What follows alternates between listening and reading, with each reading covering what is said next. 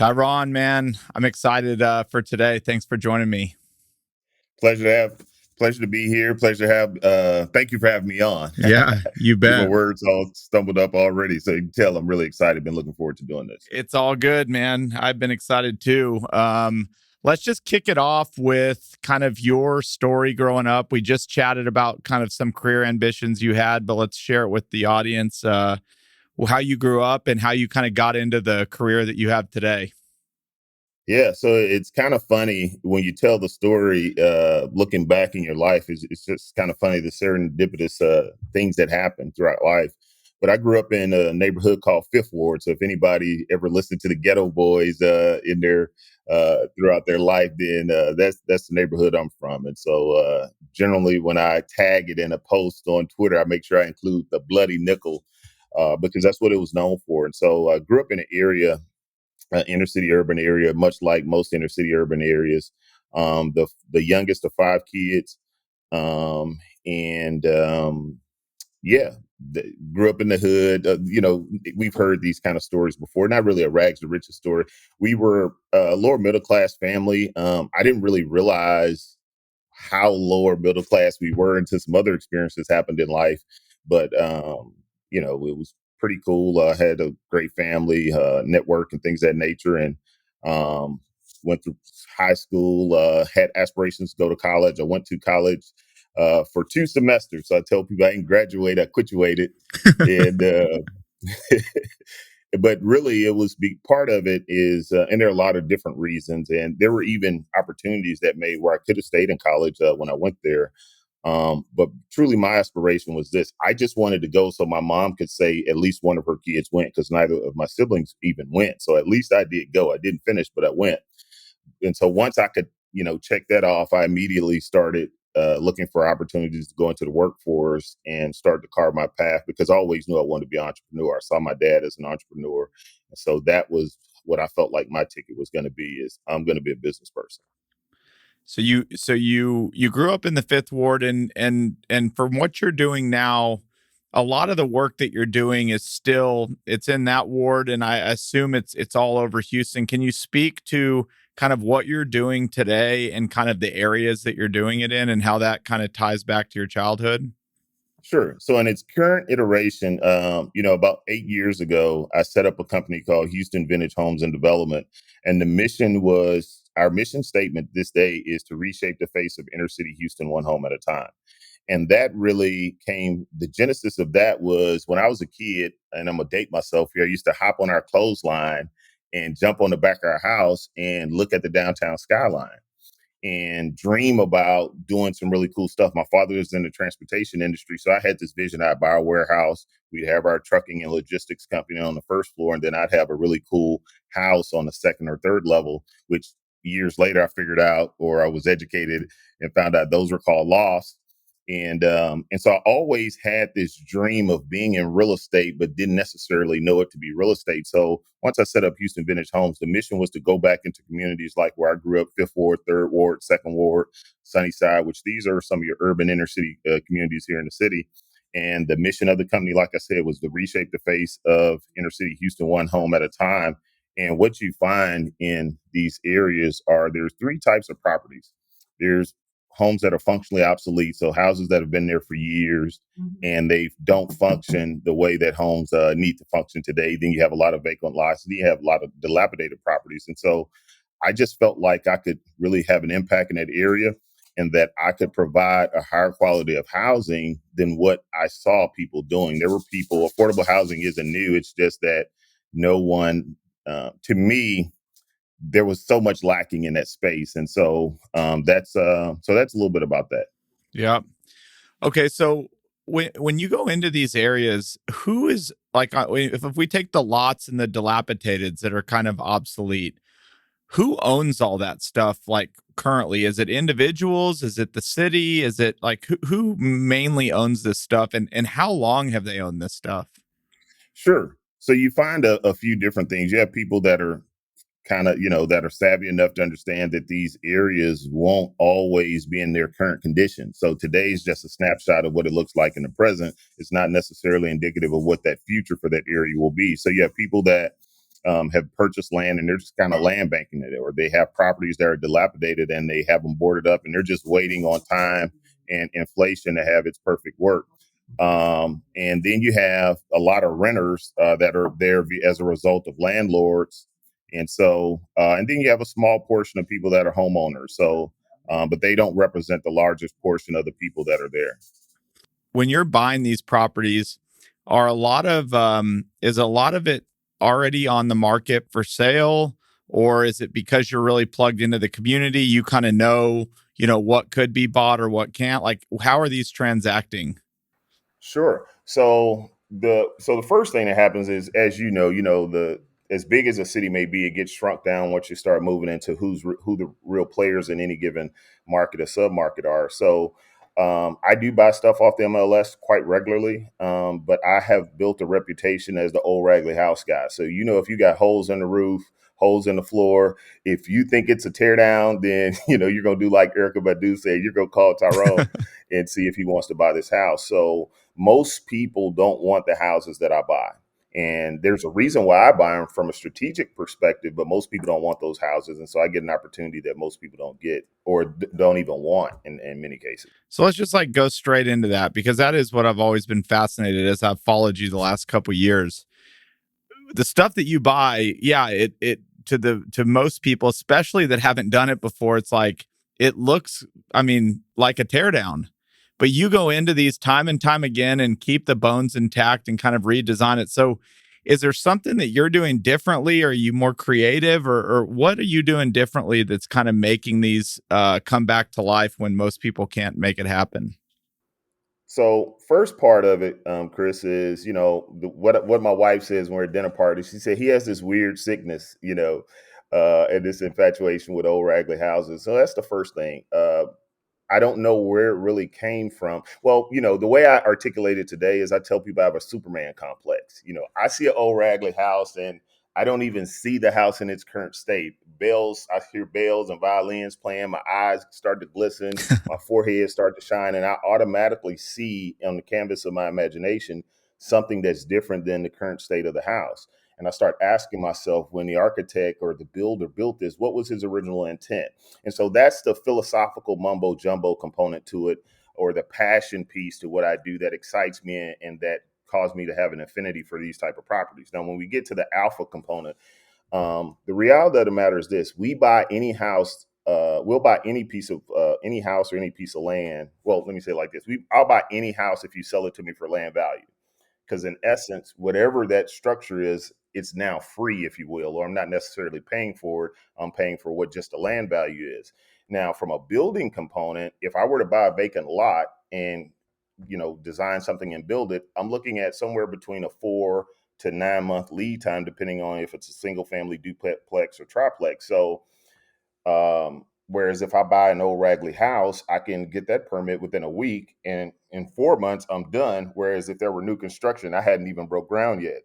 So there's a financial benefit to buying that old Ragley house and not tearing it down, tearing off everything that's not functional, everything that's in disrepair, and leaving only the things that are good. So, if in most cases, what that boils down to is we take off the roof, we take off the siding, and we take off, as much of the termite damaged wood that's been damaged from the lapboard siding, which leaves us a foundation and a frame. We lift it up generally 12 to 8 inches, 8 to 12 inches, and then we bring it all the way back. So even my old Ragley houses essentially are brand new houses when we're finished, because the only thing that is from the previous structure is the foundation and some portion of the Yep. walls. And in a lot of what you're doing, you're converting single families into duplexes and triplexes, aren't you? Yeah, most certainly. So, we'll take because what happens with these old houses is each room is separated. So you have a dining room wall, living room wall, then the kitchen, and so on and so forth. So real choppy floor plan. So we have one that's 3 bedrooms. It's 1,448 square feet. That house will become a 3 bedroom, 2 bath, fully functional home, and then it will have a 1 bedroom, 1 bath attached efficiency loft, or just efficiency unit to it. I have another property 1 street over from this one where it is currently 1,000 square feet. We're going to add 800 square feet to it. and it will become a duplex that features two bedroom, two bath units. Wow. Okay.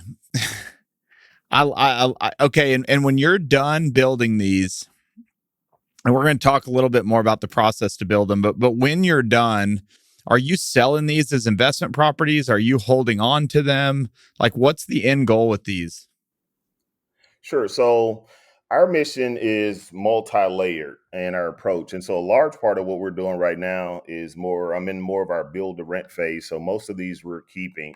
In times past, I've been selling more of them because when I invest in an area, I invest in advance of it becoming the cool place to be. So I generally want to be, there's what I call this development cycle, if you will. So I want to invest at the beginning of the cycle, and I want to be responsible for you being comfortable to live there.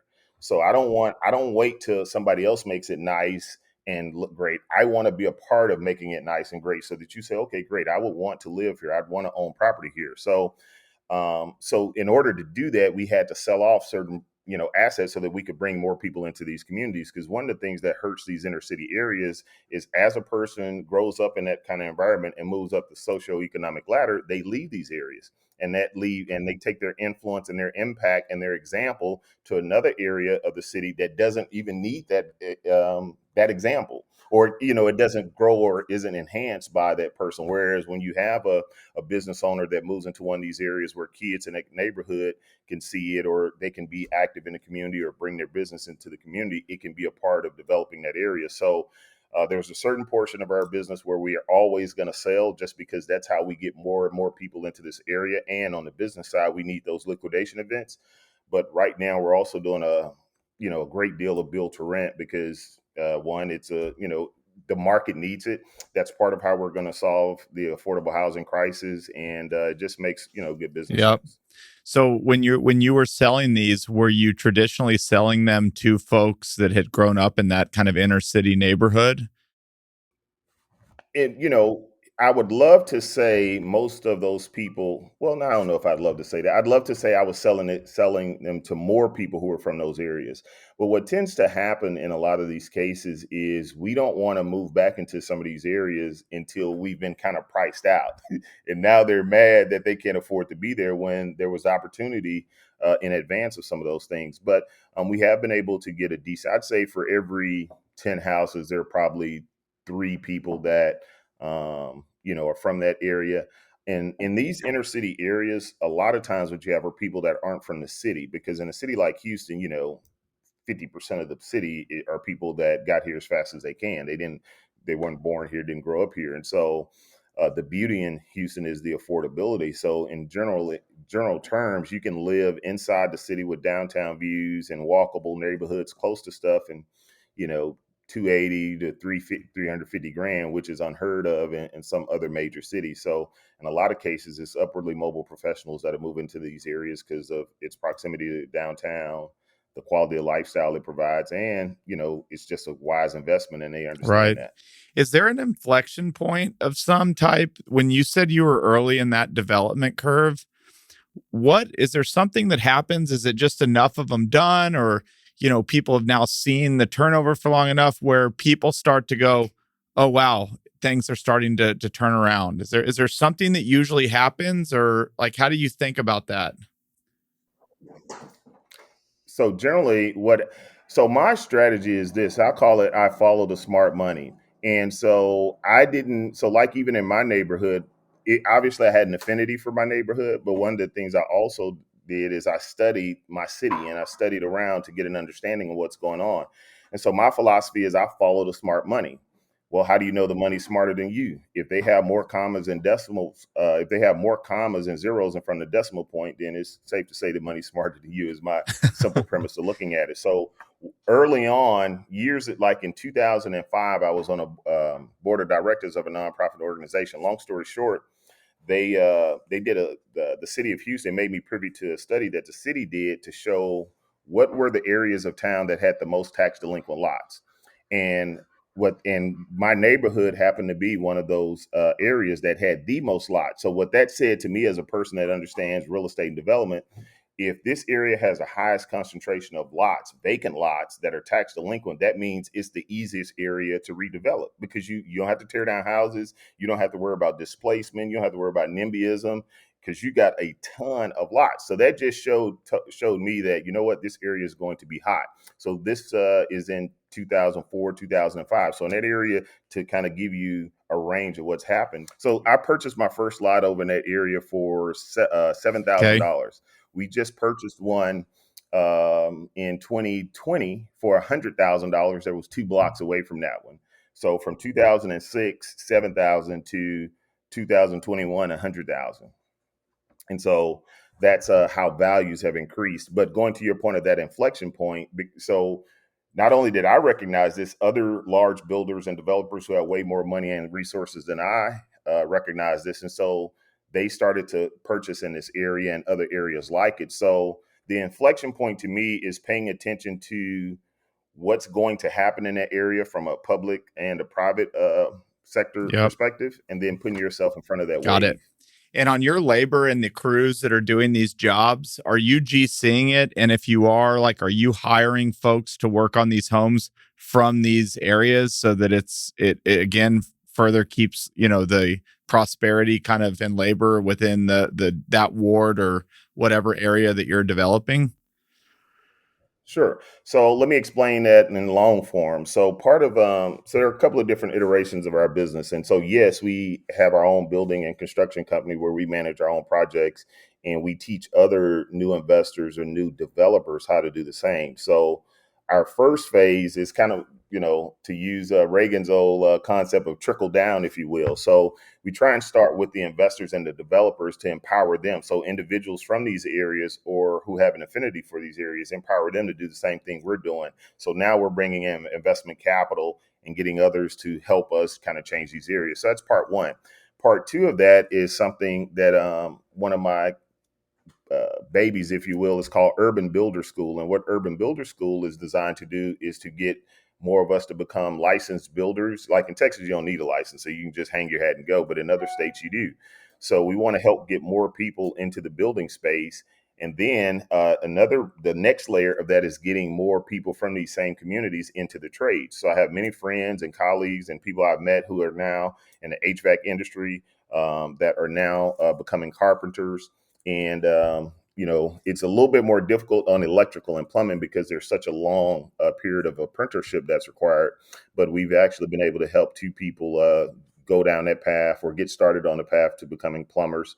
And so that's the next layer, is getting more people engaged in the trades. And then the last layer is we do work with the schools that are in our communities. And so we tend to try and adopt a school, a middle school or high school that's in these areas, so that we can now help the kids understand, when you see that old raggedy house or that vacant piece of land, 2 houses down from you, and all of a sudden you start seeing work happen. One, we want to educate the kids and help them understand the kind of incomes that can be made as service providers for these respective trades. To help them understand the kind of money that plumbers are making, electricians, framers, carpenters, things of that nature. Because a lot of these guys make really great money, but you don't know it because you see them in a raggedy truck and a t-shirt and they're dirty. So we want to educate the kids and kind of help them through that image problem to recognize the opportunities there, but also to recognize that they can actually be the builders or the developers or the designers of these products. So don't just limit yourself to the physical work that's involved, but there's also some career opportunities that are present in this space. Most kids don't even know about engineers and what they do to help us build housing. They don't even know that there's a such thing as an architect or an appraiser or a survey guy. And so through Urban Builder School and some of our initiatives, we try and touch every level, if you will, of what's happening That's in these incredible, areas. man. Did you put together this curriculum? Like how did you kind of put this whole thing together? And do people come in like year by year, or like if I was a student about to start, what would be my experience? So this is getting refined as we go, and going into 2022, we're formalizing some things and really setting up Urban Builder School, because what's happened is this. So generally, it hasn't been as organized as I'd like for it to be. And that's just because certain aspects of it were in the infancy stage. I spent several years really perfecting what I felt like is a formula for affordable housing and redeveloping inner city communities. So I spent the first probably 3 years of when I created Houston Vintage Homes and Development is I had a theory. And so I had to go out into the marketplace and put my dollars to work and test that theory. Can you make money buying an old raggedy house, renovating it, bringing it to today's standards, and then servicing it to the marketplace? Is that a viable business model? And then incorporating that in areas that are growing and gentrifying. So once I figured out that work, then I started taking that one step further and looking at what are the biggest needs. How do we solve affordable housing, and how is it applicable? I didn't want a formula that only worked in Houston, because my bigger vision is to reshape the face of inner city housing all over America. But I couldn't grab that. I couldn't bite on and run with that. My confidence in my abilities and that vision wasn't as powerful or as strong as it needed to be. So I could shrink it down to Houston and figure that out. Now eventually I'll scale it. And so we've been just kind of putting the pieces together over time. Right now we're at the stage to where now I have a strong enough body of work of people whose lives we've been able to impact by us doing what we're doing. And so now it's time to really galvanize the infrastructure so that we can really grow it and start to impact other markets, because now we have opportunities in other cities where, I've had other cities that have seen what we've been doing in Houston, and they say, hey, listen, we got some land here, we got some opportunities here. Bring what you're doing with real estate, impacting, bringing trade people into the trades and impacting the schools, bring that here. So now we're in the process of really, shoring that up so that we can scale it without having to worry about the infrastructure not being there. So that's the macro version of what's going on. From a schooling perspective, there's a curriculum via a program called Junior Achievement.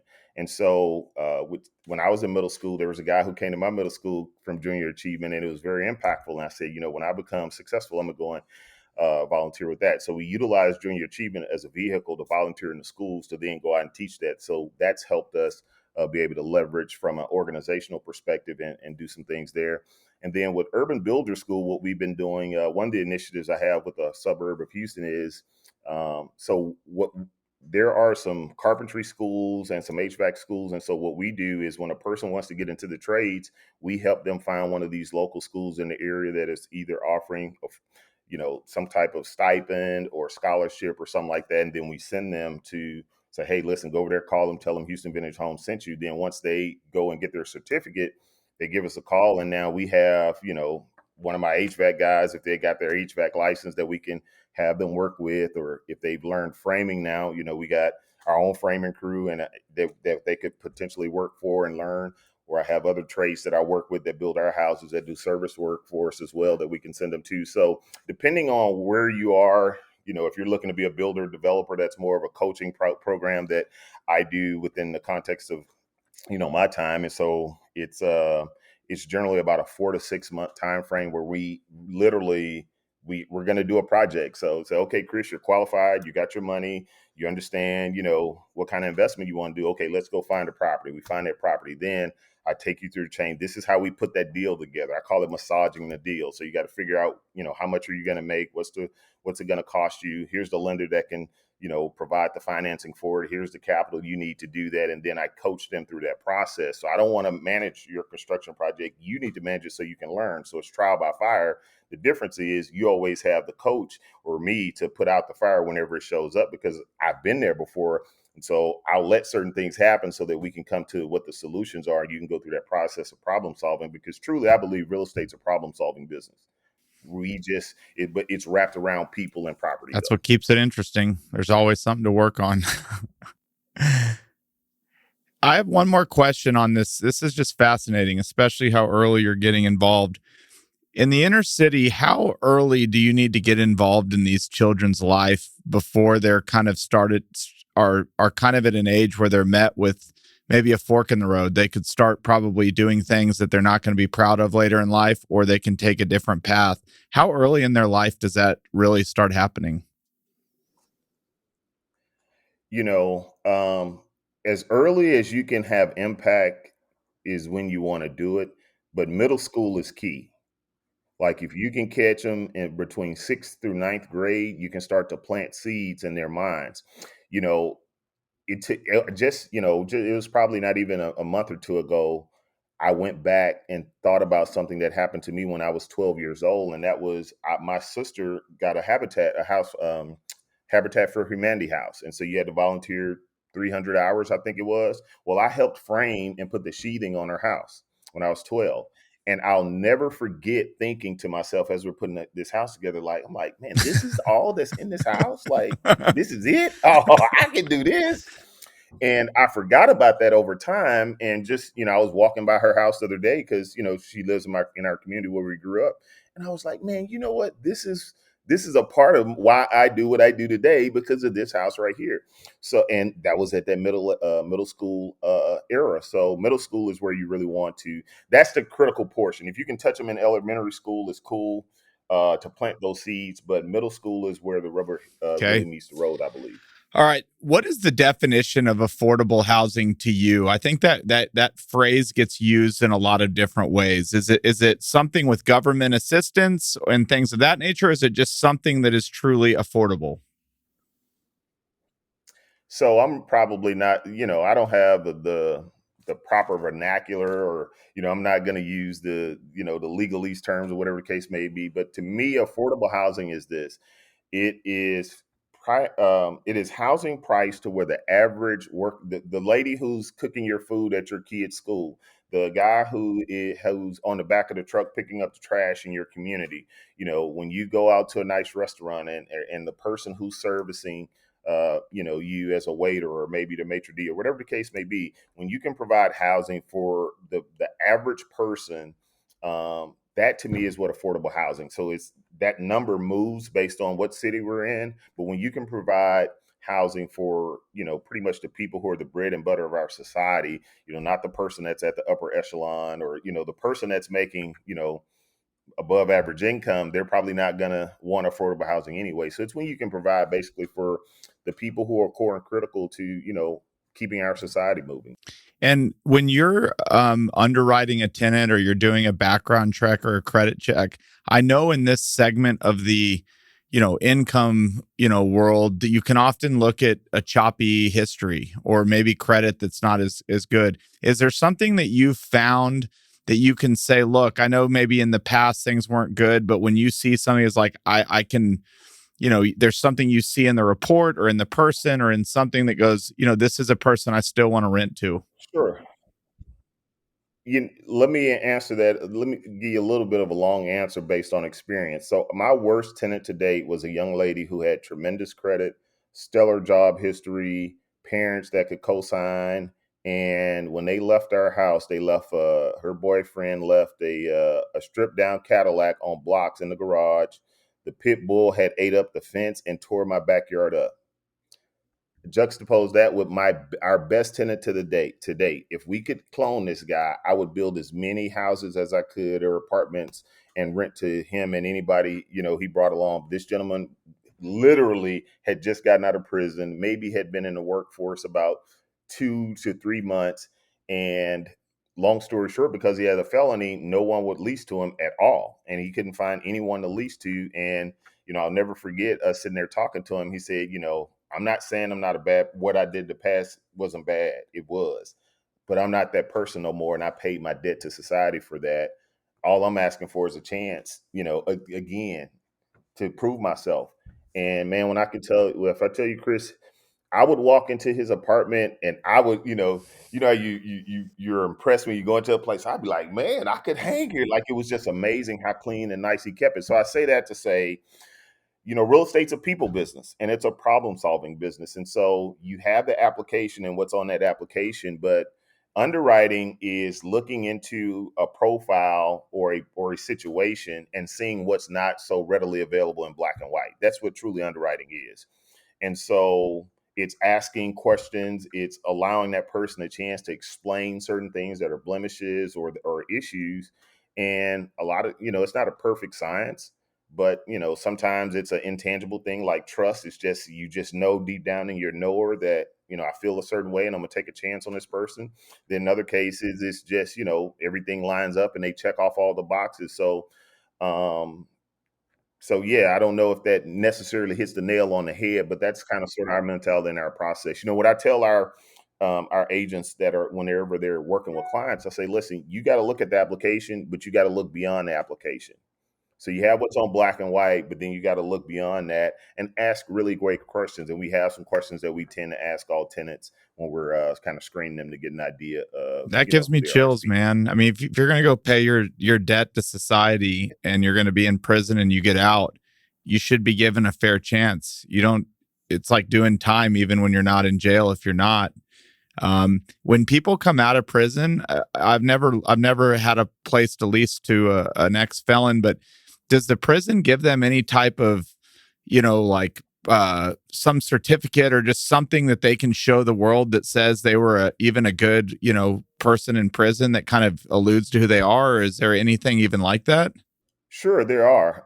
Because in a lot of cases, depending on where you are and what you've done, there are different classes people have taken. They're getting their GEDs and stuff like that. So there's things they've learned trades and things of that nature. So, a common saying in the hood is, "Don't serve time, make the time serve you." And so that speaks to what did you do with that time while you were there. And so there's certifications they may have received and things of that nature, which again, that's something that's no different than the application. You still got to look beyond that. You still got to ask questions and get into a person's mentality. How are they thinking now? There's a certain type of mentality and there's some certain beliefs and ideologies they subscribe to that put them in that particular situation. Now they're in a different situation.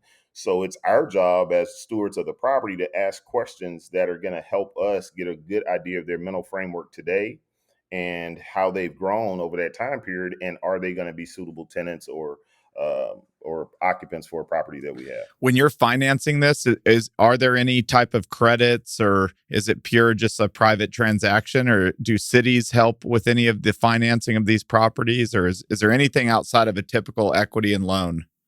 There is. I just hadn't really delved that deep into it.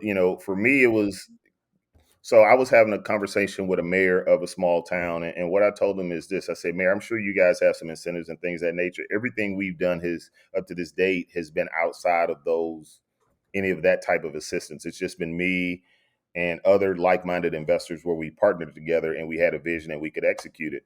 Now, as you start to scale and do certain things, I think you have to get into subsidies, tax credits and things of that nature. And we will start to investigate and do more projects that are centered around that just by virtue of some of the opportunities that have been presented to us. But up to this point, because I wanted to prove that I could do it, like again, I had in my mind, I had this vision and I felt like we could do this without any outside support. So if we got it, great. But if we didn't get it, could we still service this market? And Yep. we've proven that we can. This is a kind of a loaded question. Bear with me here. But you've learned so much about affordable housing. Obviously, you've built a lot of it. You grew up in the areas that you're serving, so you kind of know how the impacts that it's having. If you were elected into, I know probably the last thing you want to do is be a politician. Hell, maybe you do, but it's a tough life. But let's just say you were elected and you truly could get done the things that you felt needed to be done to solve this crisis on a very big level. What are the things that are obvious that we should be doing that are so obvious that we can't get out of our own way? Man, listen, beautiful question. Thank you for asking, Chris. The first thing I would do is streamline permitting.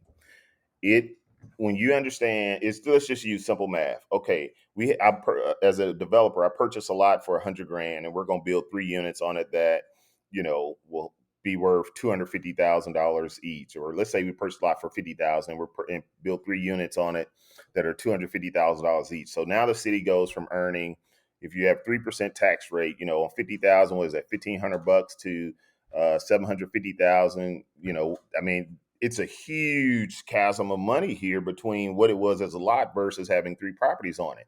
So, as a political official, there's no way I would make it difficult for a developer to go from here's this piece of land that I want to build on to the permits that you need to build. So that's the first thing I do is I'd streamline permitting. Number one. Number two, which with number one, you would change the game totally. Like that in and of itself would be a huge sweeping change for any major or even small city. The second thing that I would do is I would be more, I don't know if the word is inclusive. Let's see. What I would do is I would do more to empower people who wanted to bring about change to be able to do so in these communities. Like most people in the like in the hood or in other areas, they think that what's about to happen in a certain area, they think it's hidden knowledge and nobody knows, and it's in a secret book, and five or six people get together and they map out everything that's going to happen in the area, and only the five or six people in that room know, not knowing that no, anything that's going to happen in generally in is public knowledge. There's a record of it. It was posted somewhere. They had civic meetings and stuff like that. So there's a educational process we got to go through to get more of the people who are concerned engaged in the process of change. What most of us do is we have an opinion, and one of my latest mantras is own something more than an opinion. Everybody has an opinion about whatever's going on. My thing is, I want to be able to see your opinion in action. Show me that you have this opinion, then you galvanize other like minded individuals so that you have a consensus of believers. And now y'all have put your money together and you now are bringing about change via the opinion you have. So we have to be able to take people, because everyone has an opinion, but now it's how do we apply that opinion and put it into action. So those are the first two things I would do: is streamline permitting and then make it easier via education, inclusion, and just bringing about more awareness and exposure so that people who want to bring about change understand how they can do that by working with the city, the municipalities, or whatever the case may be. We're going through a big costs are up right now, labor's up, inflation, that's the hot word on Twitter. Obviously, we're trying to build affordable housing here, which means we got to keep costs low. Can you just speak to what you're seeing right now in the market and what you're doing about it? Sure. Well, it goes back to what we talked about earlier. See, a lot, I always tell people when we're having this conversation, I say, name to me the last time you met any person. I don't even say young person anymore. Name to me last time you met any person that said, hey, listen, you know what? I want to be a plumber, or I want to own a plumbing company or electrician company or a HVAC, entity. So the first thing is we're not getting enough people into that space on the trade side of it. And so that's one of the things we're doing. The second thing we're doing is the reality of the matter is I felt like inflation was inevitable. So we can have an opinion about it, but at the end of the day, the reality of the matter is things will get more expensive, and that's just what's always happened over time. Nothing has stayed the same in price, and literally everything has gone up. If we look at the price of literally anything today versus 15 years ago, 20 years ago, 50 years ago, 100 years ago, all of those things have gone up in price. And so I think housing is no different. The issue is we're not utilizing enough of the technologies that we have and all the things we've learned over time to combat the issues that cause us to have this huge affordable housing crisis. There's no reason we should have as many homeless people that want to have a home. It's one thing to be homeless and you desire to be homeless based on maybe your current condition of mental health, or that's, or whatever the case may be. But there's a huge population of people that are homeless or underhoused that shouldn't be, and we have all the resources to do it. We just lack from an institutional level the resourcefulness to get those things done. So I just feel like inflation is just here to stay. It's not going anywhere. So we just got to keep doing what we do. We just have to adjust to the marketplace. Again, real estate's a problem solving business. So one of our issues is materials, labor, all of those things are higher right now. There's a tight labor market, but that's just the nature of the beast. So we have to be very agile, be very adept, and overcome those issues. When you're building these, is there anything in the actual units themselves or how you design them or the materials you use that allows you to still be competitive? Maybe it's different floor plans or different materials. Is there something that people could leave here and go, man, if I just started doing these things, I could get my costs down and make these more affordable? Well, the things we do are, I think there's, I Yeah. don't think any of this is rocket science, but I think you got to get really good at sourcing your materials, and so, I talk to the owner of one of our primary lumber yards on a regular basis to get an idea of the way the ebbs and flows of pricing when it's more advantageous. One of the things is if you're really building or if you're doing a decent amount of volume, you should start to stockpile material. I look back and consider myself an absolute idiot when I think that OSB used to be $7.80 and $7.80 a sheet. Now we're paying, 27, $28 a sheet for it. And so having the foresight to understand that, there's going to be hard times, then there's going to be lean times. So stockpiling and being very creative with how you source your material, and where you're sourcing material from. That's another thing. We're getting more creative. We used to just out of convenience buy at local vendors or buy at certain places, and now we're starting to have more stuff shipped in. All, not to plug Amazon, but we're starting to utilize Amazon more because of, just quite frankly, you can't beat some of their pricing on a lot of fixtures and things we use so repetitiously in our product properties. And the other thing we've done that I think a lot that may be beneficial to people is we really partner with our trades. And what I mean by that is this. So, my framer or my plumber, my electrician guy, if I'm talking to you, Chris, you're my electrician. I say, Chris, listen, this is where I need to be on this project. I need to be at $5.50 a square foot, which I know, you might want to be at $6. However, I can't pay you that. I need to be at 550. However, what I can do is all the people that need electrical work that obviously I don't do electrical work, I'll send them to you, which are like retail clients. So we send a lot of retail work to our clients because we have a team of real estate agents. My wife's a real estate broker, and we have agents. So these people always need some types of services. And so we're able to now send those people a lot of referrals for business. And so, that helps them, stay profitable, stay busy, so that then when we call and say, well, okay, we can't pay what Bob homeowner paid, but see, we have a job every week. Bob homeowner, you're going to service today, and you may get a referral or two, but it may be another 5 or 6 years before he's able to send you more business. And so we partner with our trades to create an environment where they're very profitable, and we can send them more business that makes our pricing a little bit more advantageous. And what's something else? We get really, so from a design perspective, what I think we can do is, so I showed a set of plans to someone, and he said, man, that looks expensive to build. And I say, well, it's designed to look expensive, but it's not. It's just hardy plank.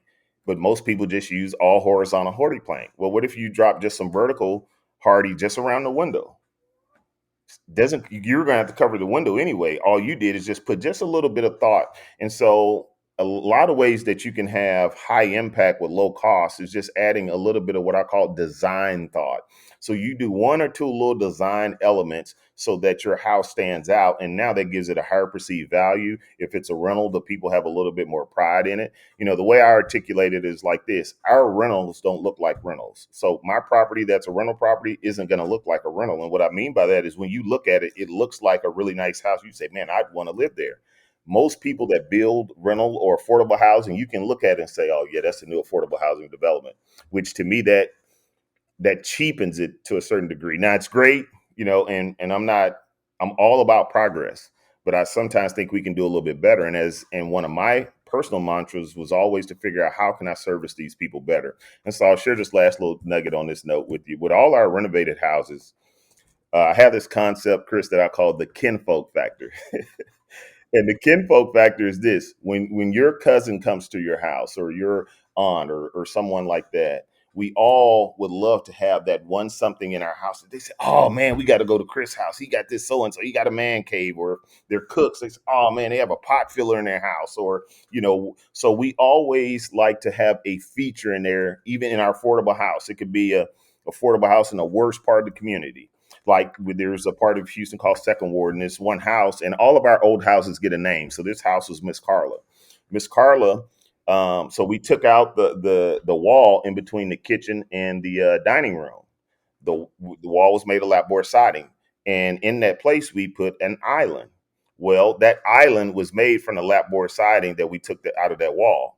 And the beauty of this is when you walked into that kitchen and you saw it, it instantly grabbed you. Like it almost grabbed you by the throat, because it wasn't perfect, right? If it was granite, it's smooth. No, you could see the tongue and groove jointed with the seams of the boards, but it was, we sanded down and we stained it. It looked amazing.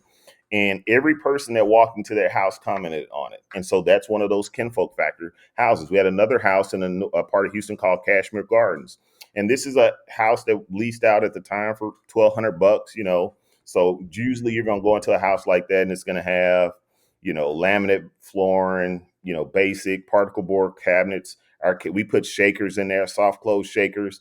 We put a herringbone tile. Now, the subway tile was the same subway tile, and most people just laid it in their subway. Well, we paid our guy extra, $100 for him to do a herringbone pattern and put a pot filler in there. It cost us extra $150 or $200 on plumbing. So maybe with an extra $500 on this one house where we did a $40,000 renovation, so we spent an extra $500 to $700. But now, when you walked into that kitchen, you and any of your neighbors knew you had the baddest kitchen in that community. Like nobody had a kitchen that rivaled that. So we make little nominal, small investments in time and a little bit of thought and thinking about who our avatar is and who these people are that are going to occupy this house and providing them with something that they can take pride in.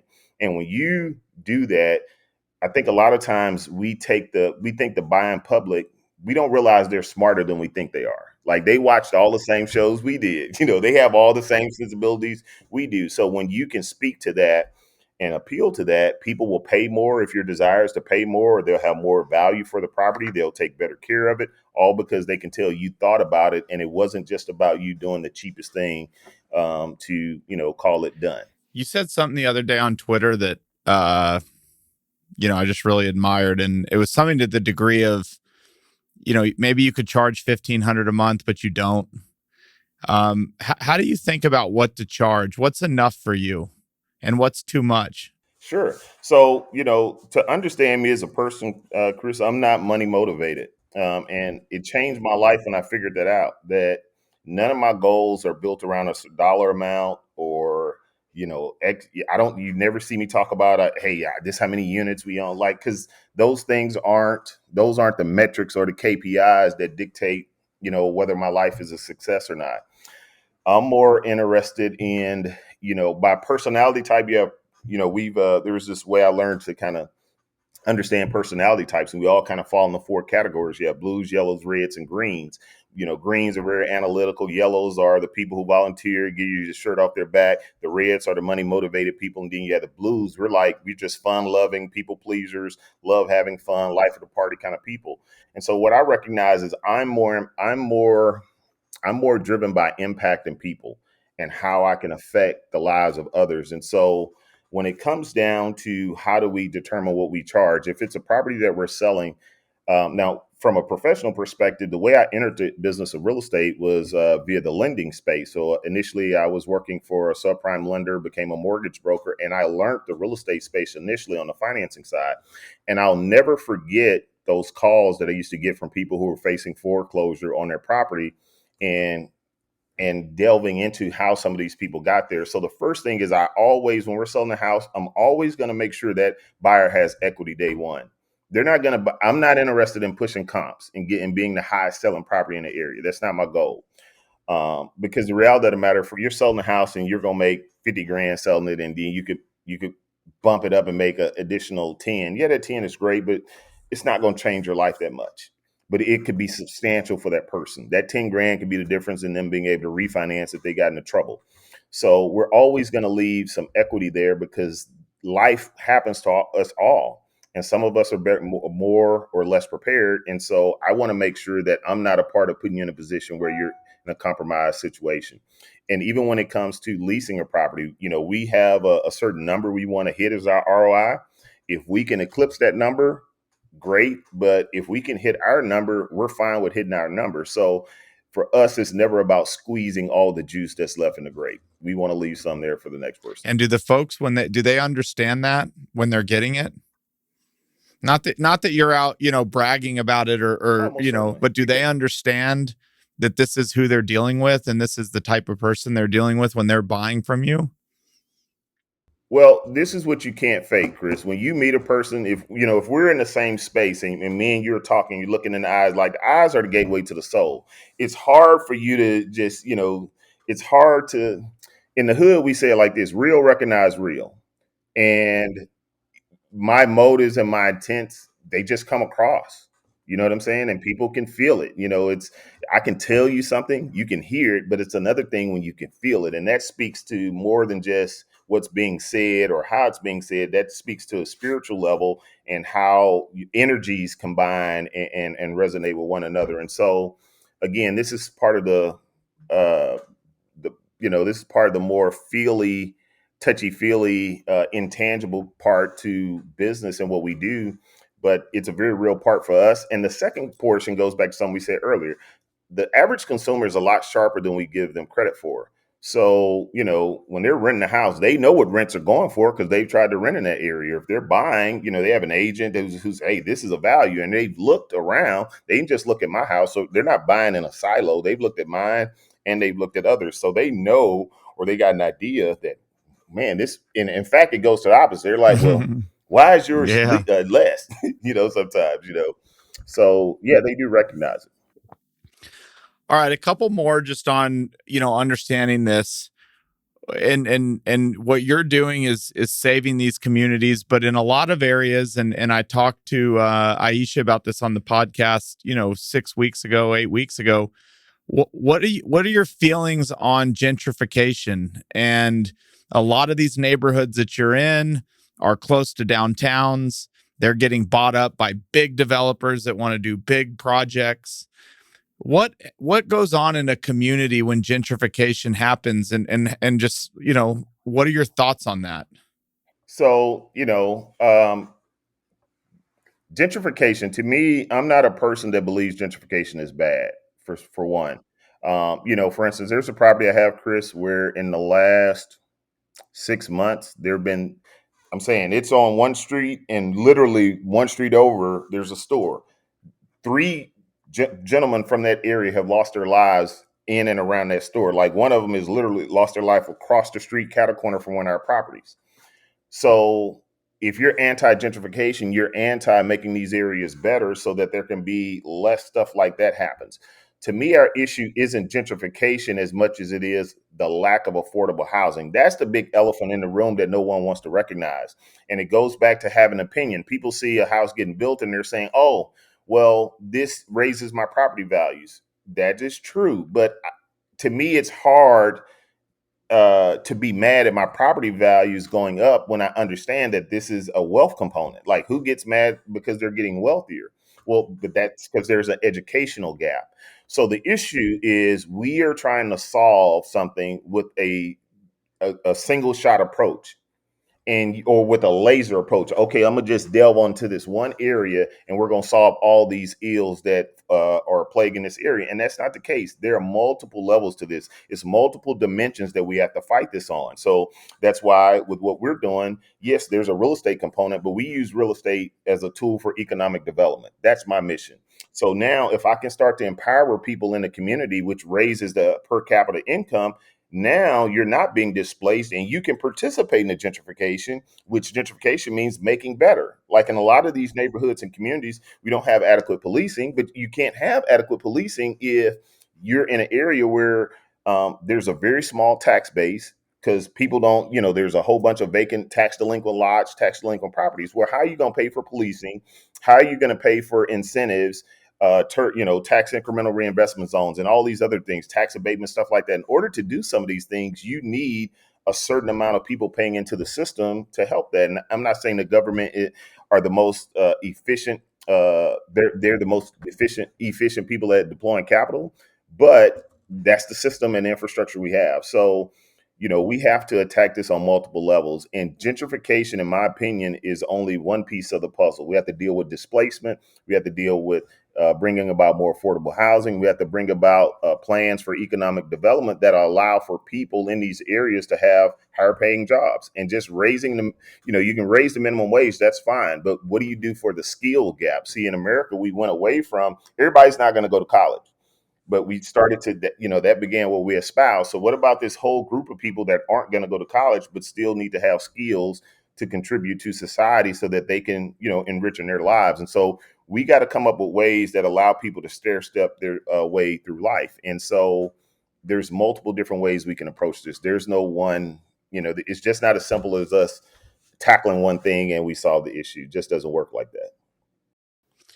I love it, man. One common thing with you is you don't you take what's given to you and you deal with that. There's none of these hypotheticals. You've kind of that's been a recurring theme. I think very similarly. We can dream all we want, but we have to deal with what we have, and go from there. Yeah, I'm a And your realist, point, man. you are a realist, and on the point of being real on these trades, I mean, my plumber in DFW is probably making 180 grand a year right now. People that aren't motivated by this, if it was just the financial benefit, trades are paying right now, and they're paying a lot. Man, listen. I posted this on Twitter the other day, and it blew me away. We were having a conversation with our carpet guy, and just on a humbug, and we were just getting some carpet. And he's been doing carpets for my wife for probably 6 7 years, and so in a just a fluke conversation, he mentioned, oh yeah, I couldn't get over here by this time because I had to go to this closing on his property. No, and long story short, getting to dialogue to the crux of it, he had just closed on his 14th property, paid cash for it, 14 properties free and clear. Now, when you see him, he got on t-shirts and Levi's, little glue on his jeans, this, that, and the third, right? Little Ragley F-150. When you see him after work, he's in the big $80,000 20 F-25 F-250. He starts telling me about his horse ranch, and so on and so forth. And I'm like, wow. Second story I have for you like that is my landscaper Ishmael. I used to literally think his Ford Aerostar van was going to break down in front of our house and leak oil. Like that's just how bad of condition it was. And so my father-in-law is a car dealer. So one day we were at the car dealer at the car auction, and I look to my left, who's right there? Ishmael. So we get to talking. The landscaper. Ishmael also spends 3 months of the year on his beachfront house in Veracruz that's paid off totally free and clear. He imports cars to back to his home country and probably makes an additional 100 to 150,000 dollars on a part time basis. And so, and I'm just sitting here like, man, I need to borrow some money for you. Here I am feeling sorry for you when you cutting the grass, not knowing you the millionaire next door times three or four. So, and I can tell you so many other stories of trades that I know that again, there's an image problem there because to kids, they are motivated by what they see. But they're only seeing them in their work environment. My other electrician, I met him one day after hours, and he pulls up in the port in his Porsche Panamera, and I'm like, what the you know so there's definitely an image issue there, and yeah, we definitely have to get more. I think if more people understood that it's a very viable business, it's a very viable career and business, um, again, that would help us on the affordable housing issue and bringing prices down a certain degree if we could get more people into some of these spaces. Yep. I think we've talked about on Twitter is make money in the service business, buy real estate with it, use that depreciation so you don't pay tax, and keep the party going. Most certainly. Most certainly. All right. This has been awesome. I want to ask a few personal questions and then we'll let you get back to it. You've been very generous with your time. Sure. Do you have a childhood experience that you kind of remembered vividly that maybe changed the trajectory of your life? I can think of multiple. Growing up, in a neighborhood in a community like what I grew up in, unfortunately, there were friends that I lost to gun violence, and I'll never forget. A good buddy of mine, Donald Brightman.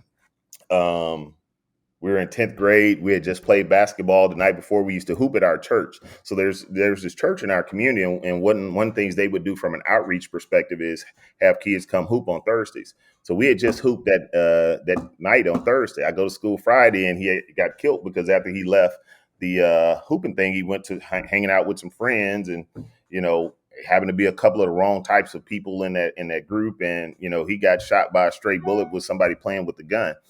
And one of the things that taught me early on was that, environment is everything. The people you're around is very, very crucial and critical. The way we say it in hood vernacular is you always got to peep game. You always got to be aware, cognizant of where you are and what's around you.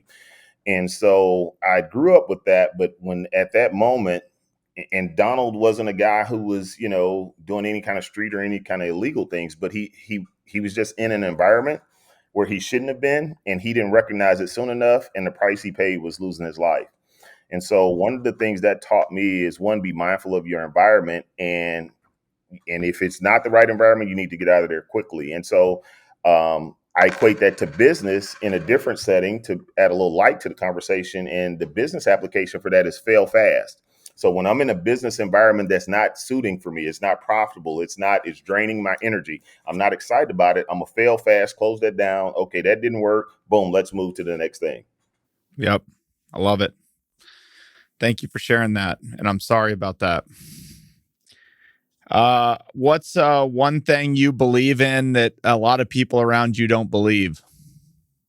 So I try and curate, if you will, the environments I'm in. But what's one thing I believe in that most people don't believe? Man, that's a good one.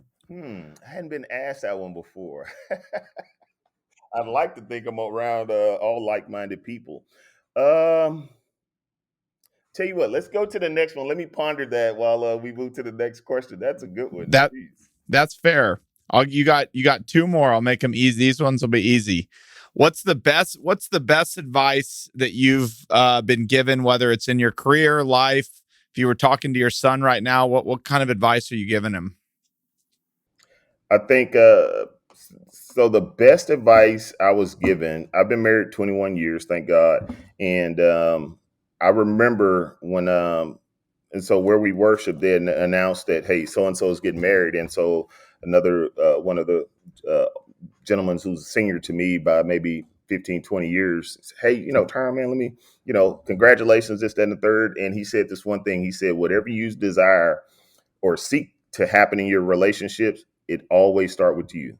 Never forget that. So don't look to the other party to be the initiator of something that you desire. If you desire to see it in a relationship, you lead with that and then allow that to manifest as a result of the actions that you're taking. And I never forgot that. I love it. All right. Is there a book or something you've read or something that everybody should be reading that had an impact on you? Man, there's been so many great books. Unfortunately, one of the most impactful books, I can't even tell you the name of it because when I used to drive truck cross country. That was a goal. My dad was a trucker. That was his business. And so that was one of my first goals, to be a trucker. I'll give you a nugget from that book, though, that changed my life. And it's probably common knowledge to many. And in that book, it talked about the power of human potential. And it explained human potential as that which you're capable of doing that you haven't done yet. And then it went on to juxtapose that statement with the average person versus Albert Einstein. And it said that Albert Einstein used somewhere, it's reported 7 to 9% of his brain power, and the average person uses about 4 to 5% of their brain power or brain's capability. And that changed my life because instantly I knew that I couldn't hurt this 6 to 8 inches of real estate here. And I became a voracious reader. Like, I just started reading everything. Like, and so, like, if I were to show you, if my wife would have a gripe, it's all the books we have. And I'll end with this. Our first date was at a bookstore. So that's how much of a nerd I am. I love it, man. I was also broke Well, you too, so must you must add I some couldn't afford a better date.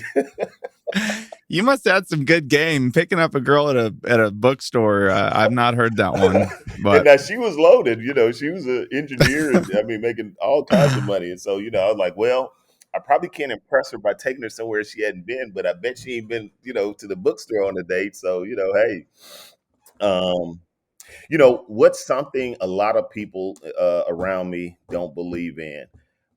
What I'll say, man, is I have an incredible belief in the power of our potential and what we're capable of doing. And what I found in many cases, and this is why I love like congregating with like-minded people like yourself on Twitter and other places where I can find these certain conversations. What I love about Twitter is I can engage the mind, with some of the greatest minds that I can find. And there's not a lot of places you can do that. And so there's just this belief in human potential and the good of man that I have, and I'm starting to see this starting to wane amongst a lot of people. And I just choose to see the greatness in all of us and what's capable. yep, it's a good world out there if you choose to believe it. Um, the media and headlines, they tend to Oh, most distract us. certainly. But if you pay attention, there's a lot of great things going on. And I'll end it with just saying that's how we met. That's why we're sitting here chatting, Whatever man. you focus on expands. Couple good people met on Twitter. Well, Yeah. go figure. Go figure, right? Go figure. Weirder things have happened, man. But yeah, I kind of interjected there, but as it relates to focus, whatever you focus on expands. There are bad things happening in the world. If you focus on those things, their propensity and how huge they are in your life are gonna expand. If you focus on the tremendous things happening in the world, that too will expand. So, wherever your focus goes, things grow. All right, man. This has been awesome. I really appreciate it.